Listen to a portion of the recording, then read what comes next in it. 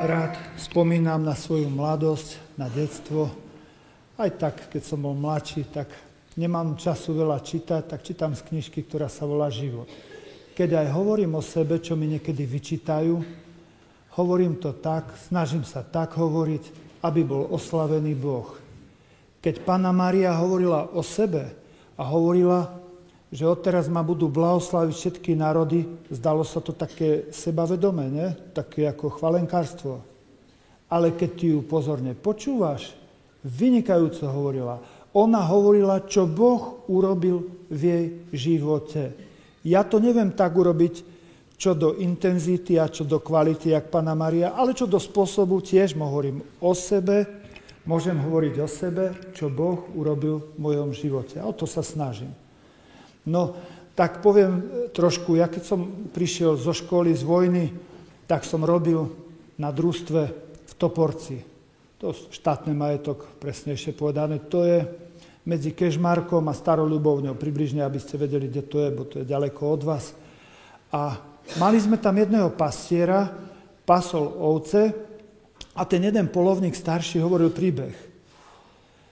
Pasol ovce a jak sedel pod tou borovicou, na borovici bol rys.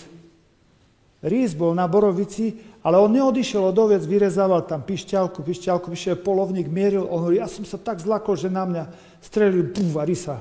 Dneska už by ho ochranári brali, ale dakedy rysy sa strelali vlci. Strelil takto rysa. Ten rys sa neopovážil zaútočiť, lebo ten pastier bol tam, kde mal byť. Keby ten pastier odskočil na pivečko, tak mu zrobí masaker. Vidíte? A Pán Ježiš hovorí, že je dobrý pastier. Ja som dobrý pastier. Poznám moje ovce, oni poznajú mňa. Keď som s ním ďalej rozprával, to bol pastier Ondrej sa volal. Hovorím, jak vy viete, toto ovečka taká, toto taká, jak? Ja ten ksicht už poznám, ja ich poznám, oni poznajú mňa. Presne, jak hovoril Pán Ježiš. Krávy, keď tu takto pasie, vidíš, ženieš, však, ale ovečky vedieš. Ten pastier je pred ovcami, on ide a oni idú za ním. Krávy sa ženú, ale ovečky sa vedú. Poznajú svojho pastiera. V Svätej Zemi ste boli viacerí a tam ste videli, že tam, keď pasú, no tak tam nie je taká tráva tak zeleno a všetko, tam je iba na jar trošku zeleno a kde tu, lebo kamene sú tam, kde ako tí beduíni ešte do dneska to tam pasú. Vidíte, jak? A tam je veľmi vzácna voda, lebo len jedna rieka Jordán tam preteká stredom však a tam je to také zložitejšie. A keď idú piť, no tak z hlbokej studne ten pastier musí dať s tým drevom ešte do takého dreveného valova a oni potom pijú. A tak prišli ku takému valovi traja pastieri, ku valovu. Tak. Prišli traja s ovcami, tie ovce, a teraz sa domiešali. No teraz tí ľudia, páni moji, to čo bude? A tí pastieri nič, v pohode si sadli do chladku, všetko, ovce oddychli trošku, pastier naložil turban, buchnul palicou, hovorí, ideme. Ani sa už neotáčal. Pekne sa vydelila tá 1/3 ovec a išla za ním. On ani nemal problém, že ti daktora zostane. Ovce poznali jeho hlas. A bol tam taký novinár a chcel to vyskúšať. Požičajte mi turban.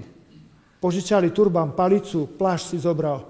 Prišiel a cez zvyšné ovce, ideme, buchnul. Ovce dvihli, trošku sa ťukli a zostali ďalej ležať. Presne poznali jeho hlas. Presne to platí, čo hovorí Pán Ježiš. Moje ovce poznajú môj hlas a tie, ktoré mi dal nebeský Otec, tie mi nikto nevytrhne. Ja im dávam večný život. Ktoré sú to moje ovce? O kom to hovorí? Ježiš hovorí o tých, čo počúvajú môj hlas. Čo to je, poznám ich a počúvam jeho hlas? Biblickou rečou milujú ma a dokazujú to poslušnosťou. Tak, keby sme to preložili. Však pozrite, či nás Ježiš miluje, stačí pozrieť na kríž. U vás teraz tam máte prázdne, vidím, ale je tam stopa, zrejme tam pôjde asi potom či to tak máte? Ja neviem, jak to je, ale tam, to znamená, čo? Aha, tam je, ako, a to potom dávate tu, či nie? Tak, dobre. Dobre. Takže vidíme, že Pán Ježiš, že či nás miluje, dokázal to na kríži. Tam si mal vyseť ty a ja. On to zobral za nás. Čiže o tejto láske nepochybujeme, z hora dolu nepochybujeme. A teraz kúkneme, či je to aj z dola hore. Či my poznáme jeho hlas, ale v tom biblickom slova zmysle, či ho chceme poslúchať, a či ho chceme milovať. Hovorím chceme, lebo keď povieš, že poslúchaš a miluješ, vieš čo, nekecaj. Nekecaj, bo hoci kedy to pobabreš. Tak hovoríme iba o chceme. Chcem ho počúvať a chcem ho milovať. Tak to už je lepšie. Bližšie k pravde. Ale ja hovorím vždycky, radostná správa aj pokus sa počíta. Vieš, ty, že chceš Ježiša milovať a chceš ho poslúchať, Boh ti zaráta, ako keby si ho miloval, ako keby si ho poslúchal. Prečo? Máš dobrý software, program je dobrý. Toto je. No a vidíme, on tu je v niekoľkých spôsoboch. Tu v kostole je prítomný. V Eucharistii, preto tam je červené svetielko. Preto my klakáme. Nie pred červeným svetielkom. Červené svetielko znázorňuje, že je tu Kristus prítomný v Eucharistii. To našich ľudí učím klaknúť, to není toto. Dávaj pozor, to nie je toto. O to Boh nestojí. Kľaknúť je v duchu a pravde. Tu urobím prvé rozhodnutie. To, čo povedal Ježiš Samaritánke. Prichádza doba, už je tu, kedy sa mi budú kláňať duchu a pravde. Ježišu, všetky tvoje príkazy, zákazy chcem splniť. Chcem byť dobrým otcom. Chcem byť dobrou matkou. Chcem ti slúžiť. A teraz klaknem. To je ono. To je ono. Najprv tu a potom tam. Boh nepotrebuje tvoje klaknutie. Ty ho potrebuješ. Klaknúť pred Bohom, práve si podal ruku Ježišovi. Šups do spolupráce. Som menej jak Boh. Všetky tvoje príkazy, zákazy chcem splniť. Chcem. Šups a už máš ruku. Boh nehľadal svätých, to by sa nahľadal. Ani mudrých, to by sa načakal. On hľadal ochotných. A z ochotných si urobil špičkovo svätých a špičkovo mudrých. Ty, keď klákaš pred ním, znázorňuješ, som menej jak Boh, chcem ti slúžiť, ty si môj pán. Super.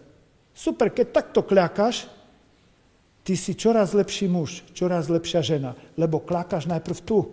Keď neklákneš tu v srdci, o ten gymnastický úkon Boh nestojí. To je nič. V duchu a pravde chcem ti slúžiť, chcem byť dobrým otcom, chcem byť dobrou matkou, chcem byť dobrým kňazom, chcem byť dobrým synom, dcerou, chcem. To tvoje chcem.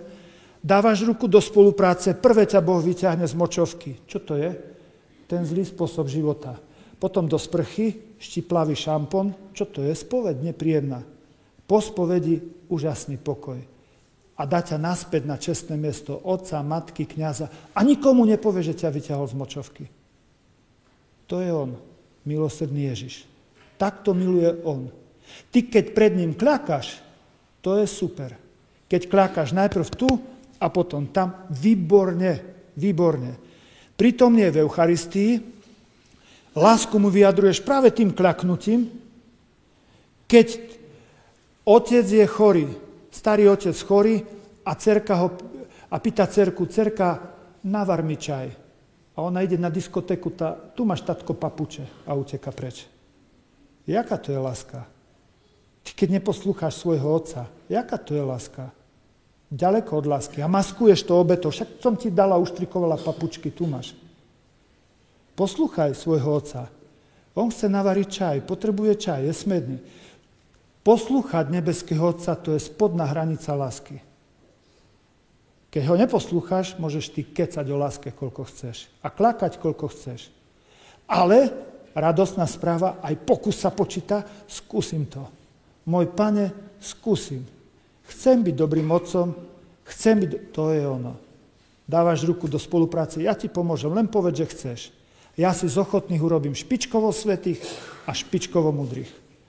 To máme jednu prítomnosť, kde dokazujeme lásku k nebeskému Otcovi. Tu, druhé, v Božom slove. Keď kňaz číta evanjelium, pán kaplan čítal, všetci sme stali. Prečo? Vtedy ku nám Kristus rozprával cez Božie slovo. Pán farár, neviem, čo mám robiť. Neviem.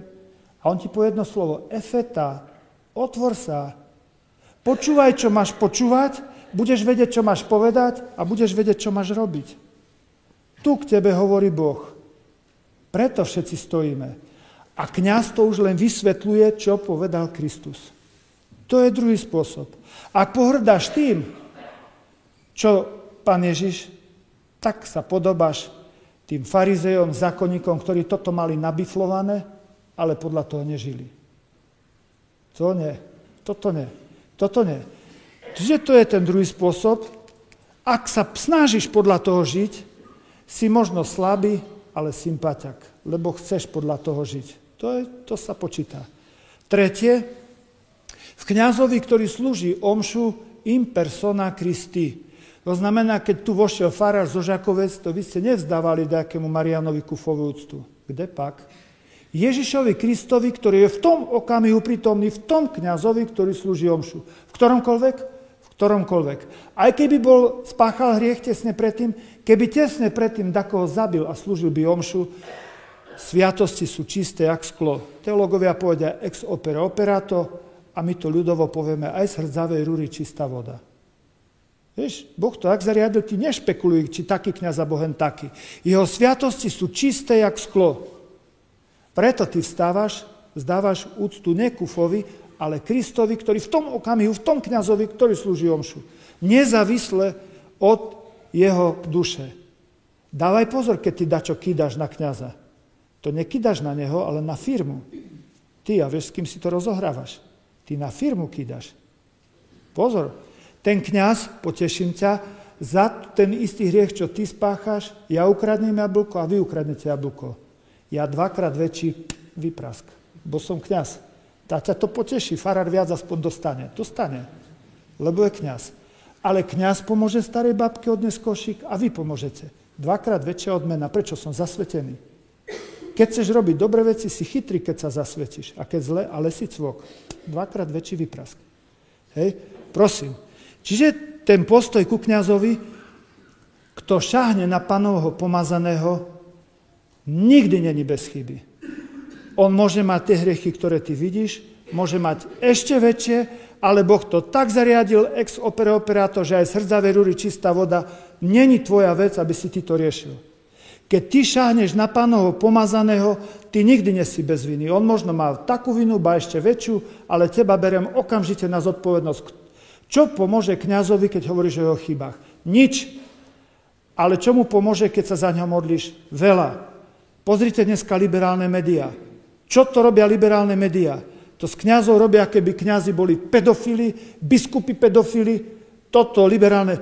A to, že v gender ideológii dávame oficiálnu pedofíliu a úradnú pedofíliu, rodové citlivovanie, to ja hovorím, to je úradná pedofília našich detí. Úradná, zoblečú dohola a dávajú 4-ročné deti sa odmatkávať, čo pri tom cítiš a chceš pipika alebo pipinku. Tak prosím pekne, toto tu je, ja hovorím, že to je pedofília úradná, kde nám to natlačajú z Európskej únie a stojím si za tým. Toto je podľa mňa pedofília úradná. Nazdávam sa, že je to tak. Hej. Keď to zoblečem dieťa len tak a sexuálne s ním dačo robím, tak to je tá pedofília. A môžeš hovoriť, čo chceš. Nezriadený sex je hriech. Zriadený sex je v poriadku. Keby nebolo zriadeného sexu, tak nikto z nás sa nenarodí. V manželstve zriadený sex je v poriadku. Nezriadený, ten, čo je v rozpore s Bohom. A keď som neveriaci, ten, čo je v rozpore s láskou a so zdravým rozumom. A takto zobliekať deti je proti láske týchto detí a je to aj proti zdravému rozumu. Toto tu. A toto je ideológia gender a preto sme tu, lebo to je v Istanbulskom dohovore skryté. A z ideológie gender rodové citlivovanie takzvané. Treťom je prítomný Kristus kňazovi. Štvrtom v núdznych, tam, kde sa 2-3 modlia, tam som ja medzi nimi. Preto má zmysel modlitba v spoločenstve. Aspoň 2. Kde? Manželia. Spolu, keď sa modlia, perfektne. Viete, pán farár, my sme sa spolu Tak si zvyknite spolu večer. Môj oco, kým mama žila, lebo bola havarka a mama vlastne sa to tak, dá sa povedať, nepozbierala, otec ešte žije. Hovorí, vieš, to tvojou mamou ťažko. Hovorím, prečo? Vieš, aj keď sa cez deň pohadáme, tá večer sa musíme udobriť. A prečo? Však sa modlíme spolu ruženec. Aha, jo, dobre. Paráda. Kde sa dvaja modlia už, tam je Kristus medzi nimi. Keď sa ty modlíš sám, ísť do komórky, to je výborné. Ísť do komórky znamená, je mi úplne jedno, či ma vidí, ak to nevidí, pri tejto modlitbe sa chcem zapáčiť iba tebe. A už si v komórke. Nevšímam si nikoho. Ale keď je spoločná modlitba, tá ťa chráni od egoizmu. Ja by som sa modlil za nový bicykel, ale teraz vidím, že on má rakovinu, modlím sa za ňu. Vidíš, to ťa chráni, pekne ťa čistí. Spoločná modlitba ide pekne na tú, dá sa povedať, čistí od egoizmu. Tá modlitba osobitná ide do hĺbky, v komórke, a tá spoločná chráni od egoizmu. Spoločná modlitba, tam je Kristus, tam sľubuje, tam je Kristus medzi nimi. A posledné, 5. v núdznych a trpiacich. Boh je tak dokonalý, povedzme, jak z fyziky guľa. Keby si ku guľe dačo by prilepil, tak je tam hrča. A keby si niečo z gule vzal, bola by tam diera. To je taký nedokonalý príklad, ale približne vieme. Boh je tak dokonalý, jak guľa, nič nemôžeš vzať. Keby si niečo Bohu mohol vzať, znamená, už niečo nemá. A keby si Bohu mohol niečo dať, znamená, že niečo nemal. A ty si mu to dal. Bohu nemôžeš nič vzať, ani nič dať, a tak vymyslel fintu, prilepil k sebe bližného. A bližnému môže všetko dať. A všetko vzať, alebo niečo dať a niečo vzať. A tak to je v tom 5. To je to rozhodujúce, čo nás rozdelí na ľavú a pravú stranu. Tam sa dokazuje najviac tá láska. Tie 4 ťa pripravujú na to 5. a to 5. ťa rozdelí. Ľavá strana, pravá strana, ľavá strana. Ja som toľko modliteľ, toľko nevadí, to ma nezaujíma. Ľavá, práva, dobrá ryba, zlá ryba. Medzi tým nič. Nič medzi tým. Dobrá ryba, zlá ryba. A keď som bol hladný, dal si mi jesť, nedal si mi jesť, bol som smedný, dal si piť, nedal si mi piť, prihodil si ma, neprihodil, ľava, práva, nič, nekecaj už na poslednom súde. To 5. Tam sa ukazuje, či miluješ Ježiša. Moje ovce počúvajú môj hlas. A teraz tomu rozumieme. Poslúchajú ma a milujú ma. Nie jazykom, skutkom. Eucharistii, jak kľakáš, jak počúvaš, keď Boh k tebe rozpráva cez písmo, jaký ty máš vzťah ku kňazom, jak vyzerá tvoja modlitba a ako sa správaš k núdznym trpiacim. Tam sa ukáže, kto si. Tie ovce počúvajú môj hlas. To je počúvať môj hlas. Maturujeme z jediného predmetu, z ktorého? Z lásky, jak som na začiatku povedal. A len 2 známky. Zmaturoval alebo nezmaturoval. Z jakej lásky? Nadprirodzenej. Aká je to nadprirodzená? Niečo ja mám z toho, čo majú oni z toho.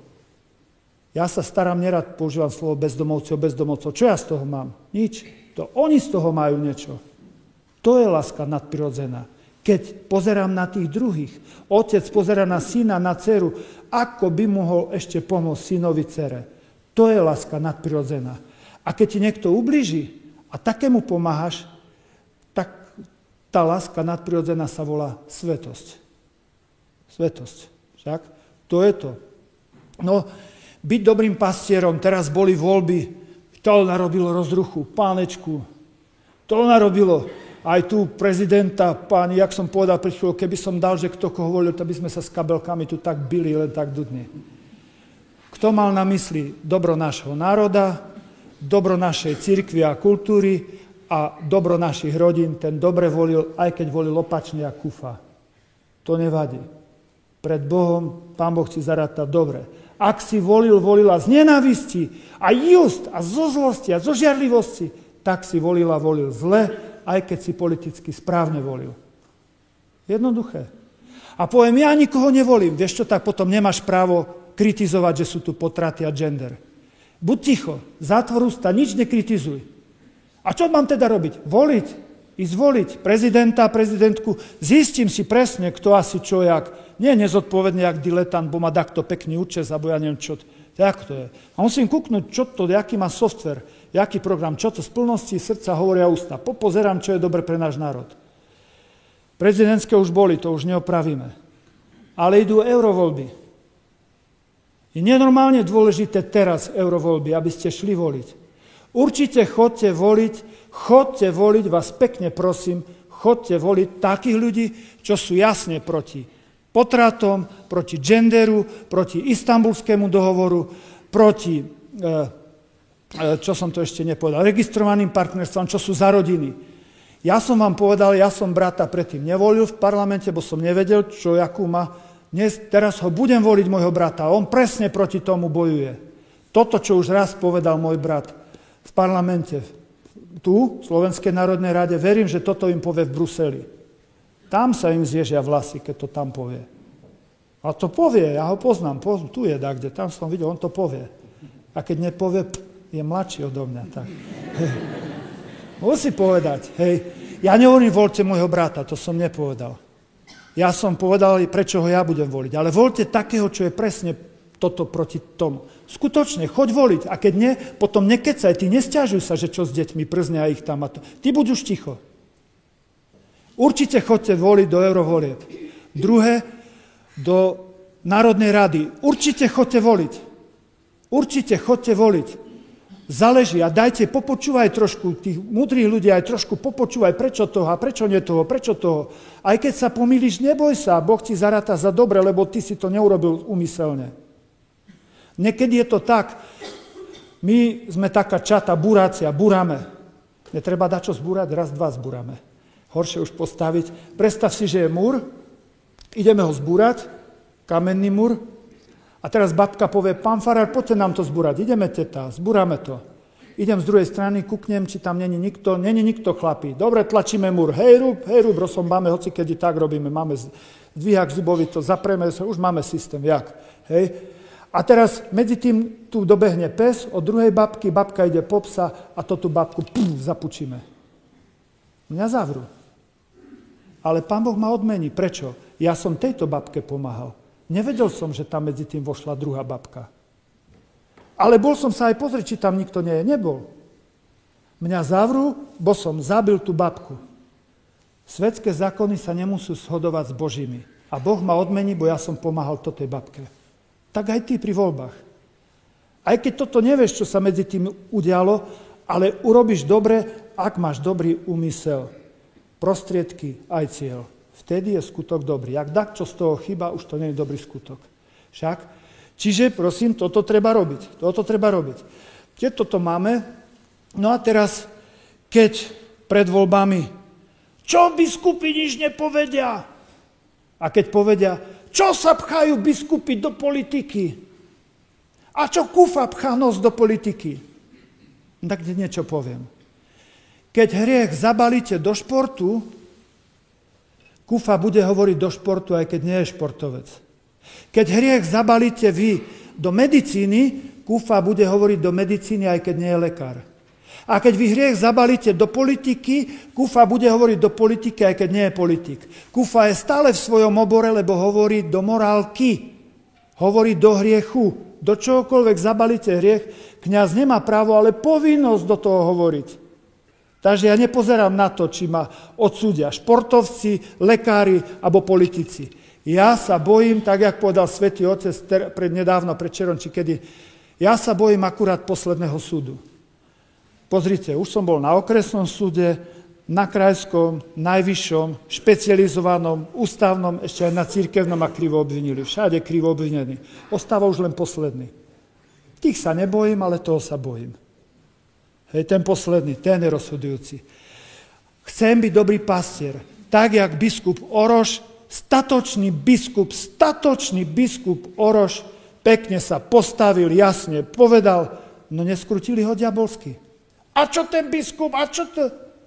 Najprv kričíme, že nevieme a nech biskup povie, a keď povie, tak statočný biskup Oroš, za ktorého takto stojím. Keď nevybral nejaké slovo najvhodnejšie, no tak dakedy nevybereme to najvhodnejšie slovo.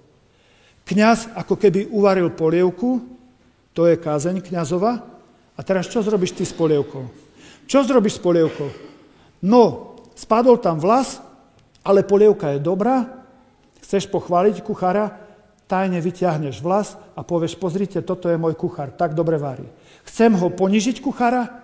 Nepoviem, že polievka je dobrá, vyťahnem vlas, kúkajte tu, čo to tam má. Chcem diabolsky mu poškodiť, svoj vlas tam hodím.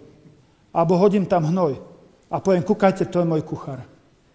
Toto robia s kňazovou kázňou. S biskupovou, s kňazovou, s papežovou kázňou. Zlomyselníci presne toto robia. Čo robíš ty s tou polievkou? Vyťahneš vlas, hodíš tam svoj vlas, hodíš tam hnoj, alebo sa s tou polievkou rozdeliš, možno treba trošku dopepriť, dosoliť, docukrovať, bo príliš ostré. Tam je. Hej, rozdelím, alebo vyleješ do kanála. Za to budeš brať zodpovednosť. Ja za to, ako som navaril, a ty za to, čo si s tým spravil. Budeš brať za to zodpovednosť. Ja pred Bohom, pre teba, potešujúca 2-krát väčší výprask, keď som navaril zle. Hej, keď náschval zle. Keď mi spadol vlas, Pán Boh odpustí. Horšie, keby som ho tam vhodil, alebo močovku, hnojovku. Vieš? To nám treba vedieť a tak. Teraz boli tie voľby, vidíte sa, teraz ja som hovoril do tej morálky, hovoril som keď sa bavilo o potratoch, ja som hovoril, nezabiješ, platí aj pre vás, ten červený nápis, ty ale nervy, 6 kamery proti mne naraz, hej. A prosím pekne, a skakali do mňa. A ja hovorím, ja som mal na výber, presne podľa našného evanjelia, byť dobrý diplomat, alebo byť dobrý pastier. Dobrý pastier to nie je ten, čo dobre pasie, to môže aj nájomník. On vie, že na jar treba južné svahy vypásať, hej, lebo tam je veľa slnka a vlahy a na jeseň už po lete tie sú spalené severné svahy. Tam je hej, toto sa naučí aj nájomník. Dobrý pastier sa ukáže až vtedy, keď prídu vlci. On nevie, či vyhrá, či prehrá, pustí sa do bitky s vlkmi. To je dobrý pastier, čo sa pustí a položí aj svoj život za svoje ovce. Buď to každý deň, povinnosťami kňaza, alebo keď treba, tak v tom slova zmysle naozaj skutočne položiť za tie ovce život. To je dobrý pastier. A ten sa ukáže, až keď prídu vlci. No a ja som mal na výber pri voľbách. Prídu ľudia a pýtajú sa ma, teraz čo? Mohol by som byť dobrý diplomat? Samozrejme. Skriem sa do bunkra korektnosti, slušnosti, rozumnosti, zaneprázdnenosti. Viete, koľko ja mám roboty? A pekne z bunkra sledujem, jak tí vlci napadajú naše ovce. Sledujem však a prosím, keď všetko sa skončí, vyjde vonku z brloha, z toho bunkra a povie, tu urobila ovca chybu tu a tu zrobil pastier chybu tu, jednu tu, druhú tu, štvrtú tu. Áno, ten pastier není bez chyby, máš pravdu. Ale ty si urobil tú najťažšiu chybu, že si ušiel od oviec. A ja som mal na výber byť dobrý diplomat alebo dobrý pastier. Keď je dobrý diplomat, zleze dolu a potom povie, kto kde urobil chybu, ten má úspech, hneď má kariéru cirkevnú alebo štátnu, svetskú. No ja ti kašlem, ja nepotrebujem byť dobrý diplomat. Ja chcem byť dobrý pastier. Ja som pri mojich ovečkách stal. Pri každých voľbách a pri každých tých veciach. Nebezchybne, Kufa není bezchybný. Kufa tam nebol bezchybné, ale bol tam bez falše. Ja som pri mojich ovečkách stal. A mňa Boh bude súdiť za moje chyby. Ak sa ty rozhoduješ v prítomnosti Božej, potom tvoje omyly sa nenazývajú hriechy, ale iba chyby. Napríklad, stojí tu vedľa mňa Ježiš a ja chcem zaklamať. Nemôžem. Prečo? Ježiš mi povie, hej, farár, neklam. Juj, pane. Ja chcem ohovárať, ale kúknem na Ježiša, hej, farár, neohováraj. Juj, pane. Hej. Ak sa rozhoduješ v prítomnosti Božej, potom tvoje chyby sa nenazývajú hriechy, sú to len omyly, alebo omyly sa nenazývajú hriechy, sú to len chyby, ale ak sa mimo prítomnosti Božej, čiže nerobíš to v láske, potom tvoje chyby sa stávajú hriechmi. Bo v nenávisti to robíš, v zlosti, v závisti a tak ďalej. No, hore sa možno nasmejú, anieli možno už sa smejú. Nesledujú hokej, ale povedia, no, ten farár narobil tých chýb tam, ale nie hriechov. To je rozhodujúce. Máš na výber ty otec, matka, ty kňaz. Byť dobrým pastierom, alebo byť dobrým diplomatom. Všetkých nás Boh volá. Poď, dobrý pastier pozná svoje ovce po mene a oni poznajú jeho hlas. Inými slovami, miluje svoje ovce a oni milujú jeho. Počúvajú ho a milujú ho. A teraz porozmýšľaj, ako to je vlastne s tvojimi deťmi, ako to je s tvojimi vnúčatkami, ako to je s našimi duchovnými deťmi. Som ja dobrý pastier alebo dobrý diplomat? Ale tá radosná správa, jak farár na začiatku povedal, aj pokus sa počíta. To je dobré. To je dobré. A zvonku ti povedal, to bolo umelé, to bolo trápne. Ten tvoj pokus, áno. A Boh povie, sveté. Prečo? Dobrý software, program je dobrý. Ja z tej tvojej snahy si prečítam tvoju lásku a ostatné ma nezaujíma. Vyprosme si pri dnešnej svätej omši, Ježišu, chcem byť dobrý pastier. Ako matka, ako otec, ako kňaz. Chcem byť dobrý pastier. Tých ľudí, ktorí si mi zveril, aby som od nich neodskakoval pre rôzne zamienky. Aby som pri nich stála, aj keď narobím chyb. Nech sa rozhodujem v tvojej prítomnosti, aby som bol tvojim dobrým pastierom, aby som všetky tie ovečky, ktoré počúvajú môj hlas, ja ako pastier priviedol ich do neba. Nehnal ako kravy, ale išiel vpredu, jak pred ovečkami a oni nasledujú dobrého pastiera, lebo poznajú jeho hlas a on pozná ich a každý volá po mene. Amen.